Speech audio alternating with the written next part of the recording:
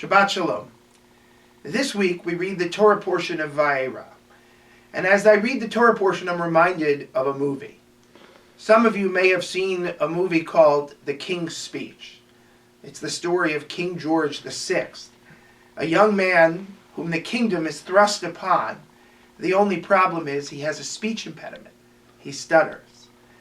The movie is the story of the unlikely friendship that is created between him and his speech therapist, who, using unconventional methods, ultimately helps the king to overcome his stuttering, overcome his disability.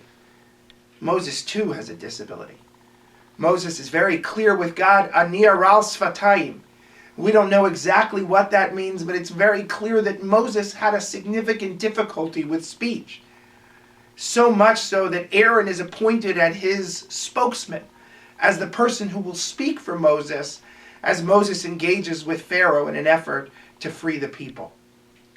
I can't help but wonder. We look around our world and we see people with disabilities all the time. For so many years, we treated those disabilities as being other, different, less than.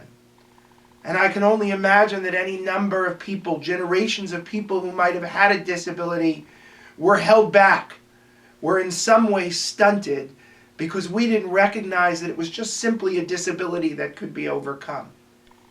Imagine if Moses hadn't been our leader.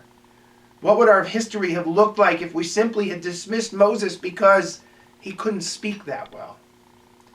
The reality is, any disability, any challenge that one faces in life is an opportunity to overcome and to achieve. It's not easy. It requires tremendous work, but it also requires a community that is willing to look beyond certain things and not see people as they are in the moment, but to see what they might become. If we hadn't been able to do that, we never would have gotten Moses, our greatest leader of all time. And so as we read the Exodus, we'll be reminded of many lessons. But one of the small ones that we sometimes overlook is just how important it is not only to treat people with disabilities with respect, but also to understand and see beyond what is right in front of our eyes. Shabbat Shalom.